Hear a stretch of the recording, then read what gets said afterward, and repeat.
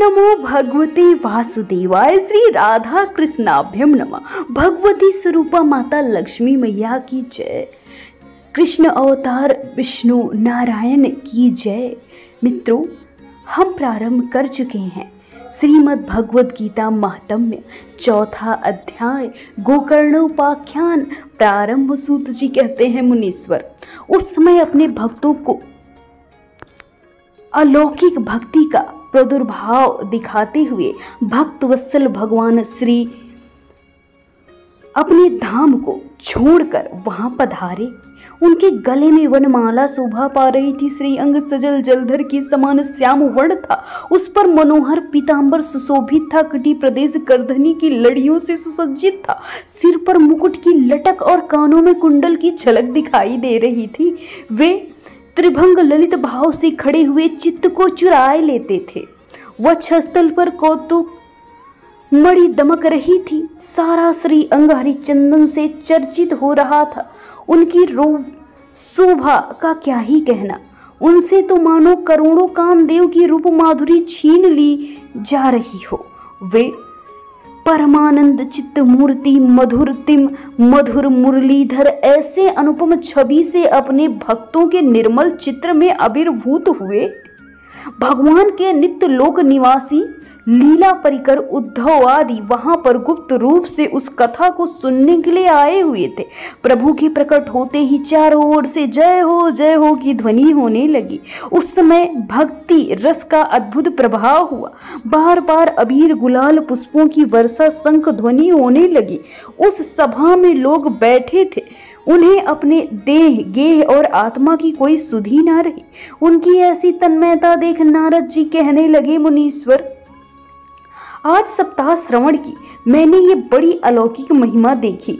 यहाँ तो बड़े मूर्ख दुष्ट पशु पक्षी भी हैं और वे सभी अत्यंत निष्पाप हो गए हैं। अतः इसमें संदेह नहीं है कि कलिकाल में चित्त की शुद्धि के लिए भगवत कथा के समान मर्त्यलोक में पाप पुण्य का नाश करने वाला कोई दूसरा पवित्र साधन नहीं है।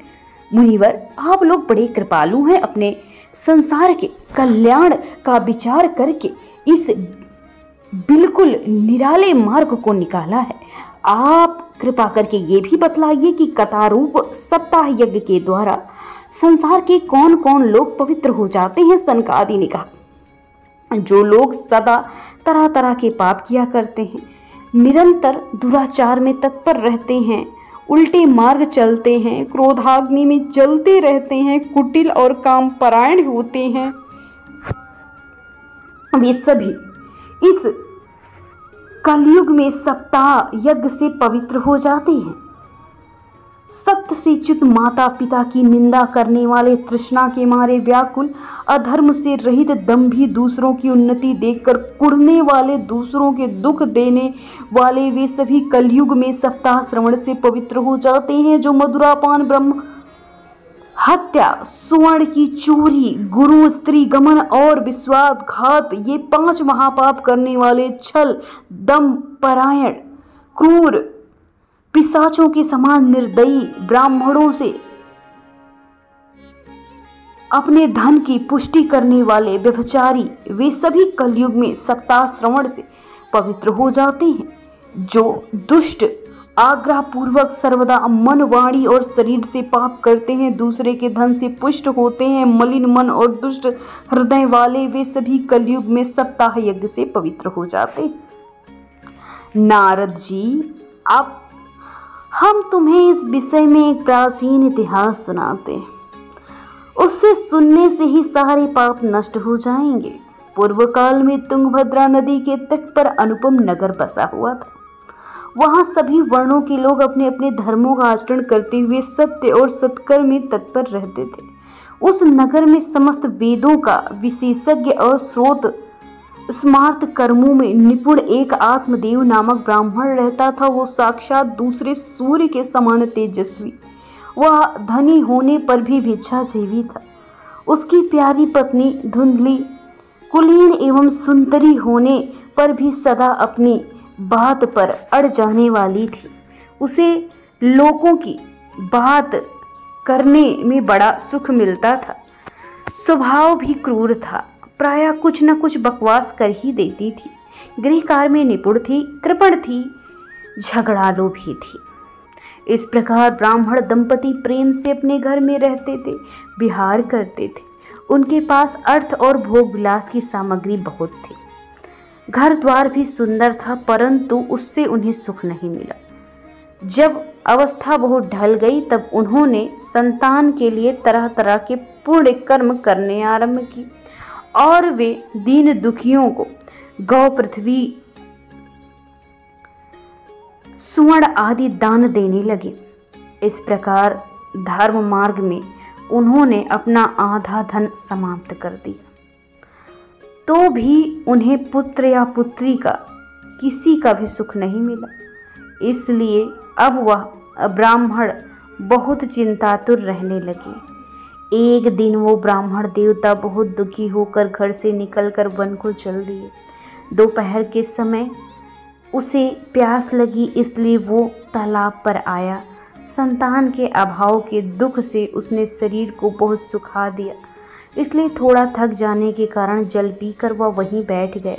थोड़ी ही देर में वहाँ एक सन्यासी महात्मा आए। जब ब्राह्मण देवता ने देखा कि जल पी चुके हैं, तब वो उनके पास गए और चरणों में नमस्कार करने के बाद सामने खड़े होकर लंबी लंबी सांसें लेने लगे। सन्यासी ने पूछा, ब्राह्मण देवता, कहो रोते क्यों हो? ऐसी तुम्हारी क्या चिंता है? जल्दी ही मुझे बतलाओ अपने दुख का कारण। सन्यासी ने जब ऐसा कहा तो ब्राह्मण कहने लगे, महाराज, मैं अपने पूर्व जन्म के पापों से संचित दुखों का वर्णन क्या ही करूं।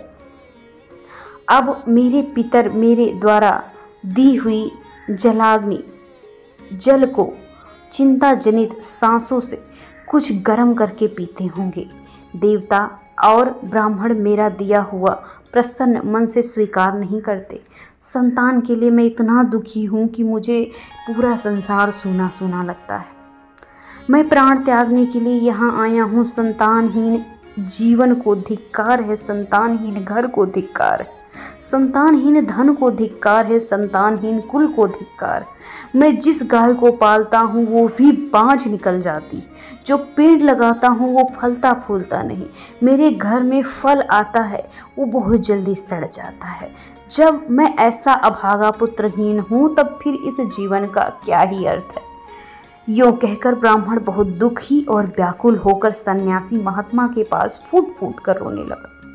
तब उन यतिवर के हृदय में बड़ी करुणा उत्पन्न हुई। वे योगनिष्ठ थे। उन्होंने उसके ललाट की रेखाएं देखकर सारा वृत्तांत जान लिया और फिर उसे विस्तार पूर्वक एक यत्न बताने लगे। सन्यासी कहने लगे, ब्राह्मण देवता, इस प्रजा प्राप्ति का मोह त्याग दो। कर्म की गति प्रबल है। विवेक का आश्रय लेकर संसार की वासना छोड़ दो। विप्रवर सुनो, मैंने इस समय तुम्हारा प्रारब्ध देखकर निश्चय किया है कि 7 जन्म तक तुम्हारी कोई संतान नहीं हो सकती। पूर्व काल में राजा सागर एवं अंग को संतान के कारण दुख भोगना पड़ा था। ब्राह्मण, अब तुम कुटुंब की आशा छोड़ दो। संसार में ही सब प्रकार का सुख है। ब्राह्मण कहने लगे, महात्मा जी, विवेक से मेरा क्या होगा? मुझे तो बलपूर्वक पुत्र ही दे दीजिए, नहीं तो मैं आपके सामने शोक मूर्छित होकर अपने प्राण त्याग दूंगा। जिसमें पुत्र स्त्री आदि का सुख नहीं, ऐसे संन्यास और सर्वथा नीरस जीवन का क्या फायदा?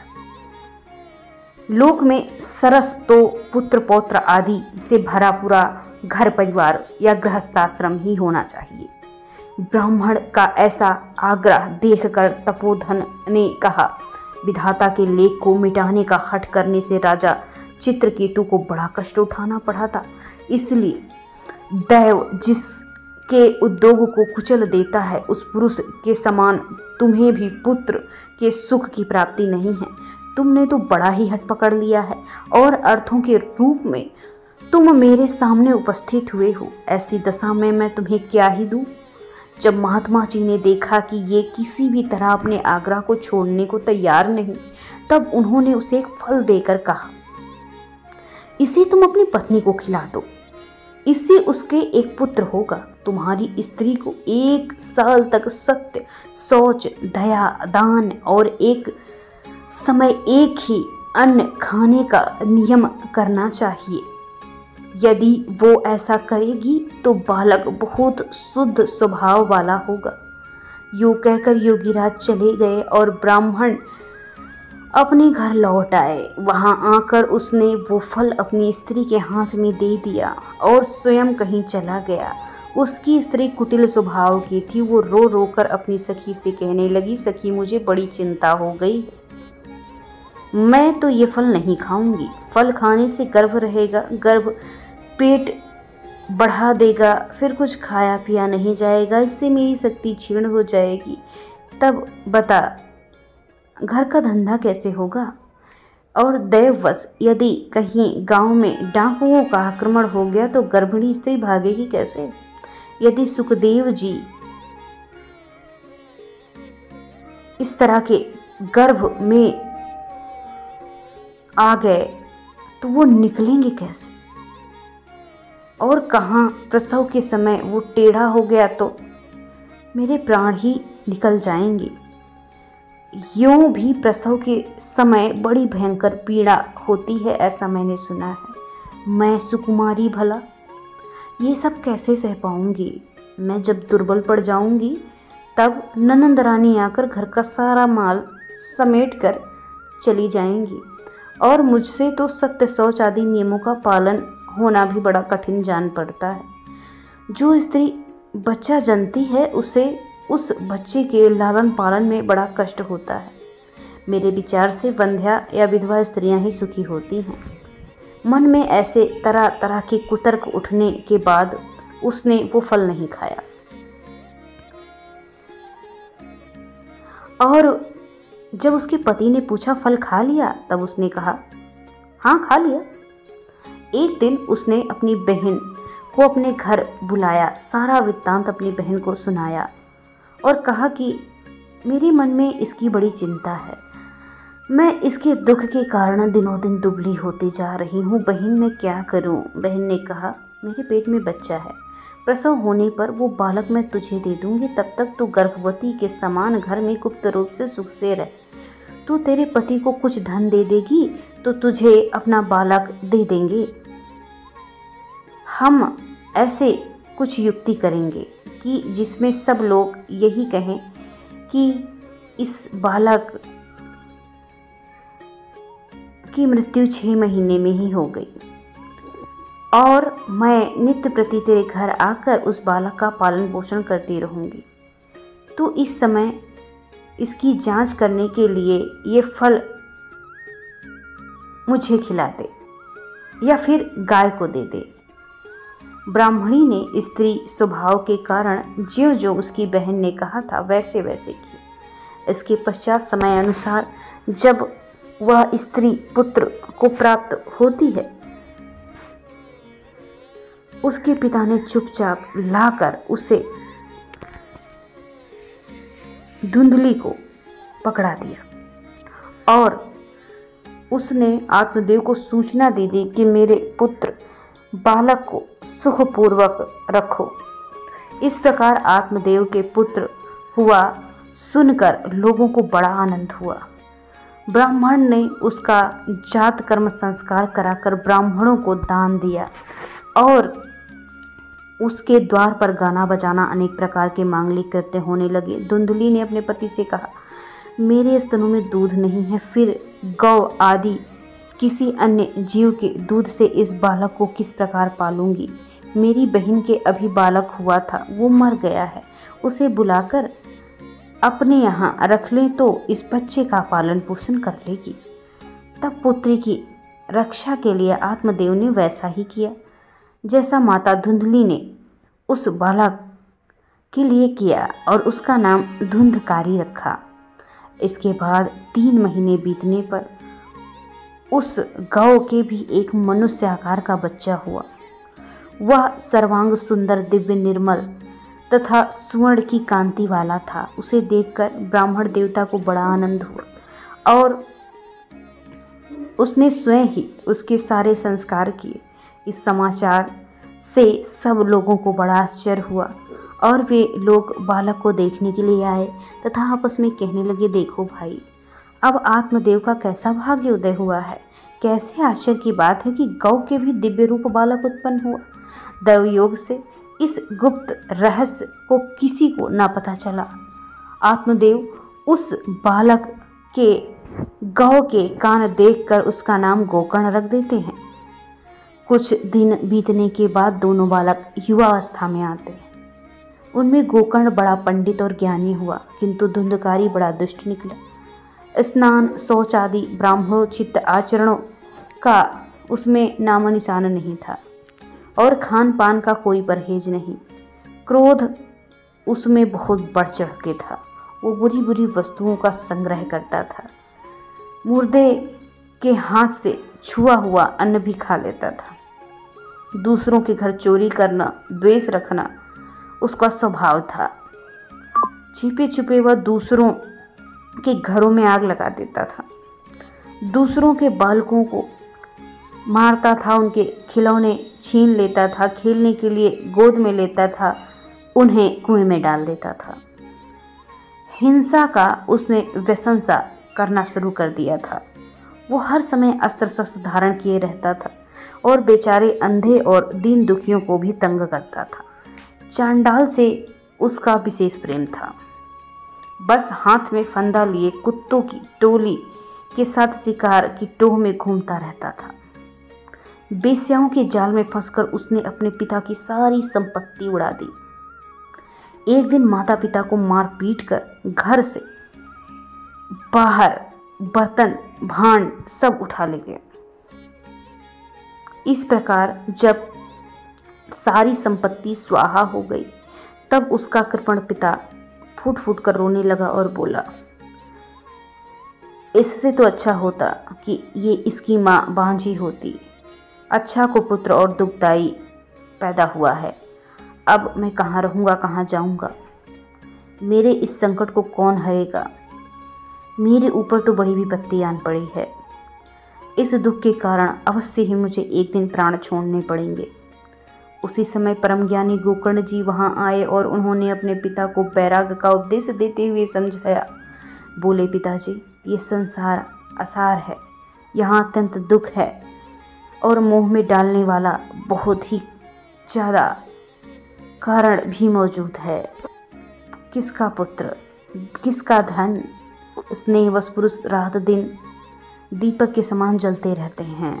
सुख ना तो इंद्र को है, ना चक्रवर्ती राजा को सुख है। तो केवल विरक्त जीवन एकांत जीवी मुनि को ही सुख की प्राप्ति होती है। ये मेरा पुत्र है, इस अज्ञान को छोड़ दीजिए। मोह से नरक की प्राप्ति होती है। ये शरीर तो एक दिन नष्ट हो जाएगा और काल के काल में समा जाएगा। इसलिए सब कुछ छोड़कर वन चले जाइए। गोकर्ण की बात सुनकर आत्मदेव वन में जाने के लिए तैयार हो गए और उन्होंने कहा, बेटा, वन में रहकर मुझे क्या करना चाहिए, ये भी मुझे विस्तार पूर्वक कहो। मैं बड़ा मूर्ख हूँ। अब तक कर्मवश स्नेह पास में फंसा हुआ अपंग की भांति इस घर रूपी अंधेरे में कुएं में पड़ा हुआ रहा हूँ।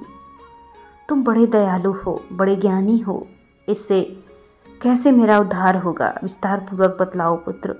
गोकर्ण ने कहा, पिताजी, ये शरीर हाड़ मांस और रुधिर का पिंड है। इसे आप मैं मानना छोड़ दें और स्त्री पुत्र आदि सभी को मानना छोड़ दें। इस संसार को रात दिन क्षण भंगुर देखें। इसकी किसी भी वस्तु को स्थायी न समझें, उसमें राग न लगाएं। बस एकमात्र वैराग्य रस के रसिक होकर भगवान की भक्ति में लगे रहें। भगवत भजन से ही सबसे बड़ा धर्म प्राप्त होता है। निरंतर उसी का आश्रय लिए रहें। अन्य सब प्रकार से लौकिक धर्मों से मुख मोड़ ले। सदा साधु जनों की सेवा करें। भोगों की लालसा के पास को अपने आसपास भी फटकने ना दे। दूसरों के गुण दोष का विचार करना छोड़कर एकमात्र भगवत सेवा, भगवान की कथाओं का रस का पान करने लगे। इस प्रकार पुत्र की वाणी से प्रभावित होकर आत्मदेव ने घर छोड़ दिया, वन की यात्रा प्रारंभ कर दी। यद्यपि उनकी आयु उस समय 60 वर्ष की हो चुकी थी, फिर भी बुद्धि में दृढ़ता पूरी थी। वह रात दिन भगवान की सेवा पूजा करने में नियम पूर्वक भगवत के 10 स्कंद पाठ करने में श्री कृष्णचंद्र को प्राप्त कर लेते हैं। मित्रों, अभी भी कथा पूरी नहीं हुई है। 5वें अध्याय में आप धुंधकारी को प्रेत योनि से मुक्ति की पूरी बात सुनेंगे। इसके लिए आप चैनल को सब्सक्राइब कर लीजिए, वीडियो को शेयर कर दीजिए, ताकि आप जब सब्सक्राइब कर लेंगे तो हम अगला पार्ट अपलोड करेंगे तो आप तक नोटिफिकेशन पहुंच जाएगी। Thanks for watching.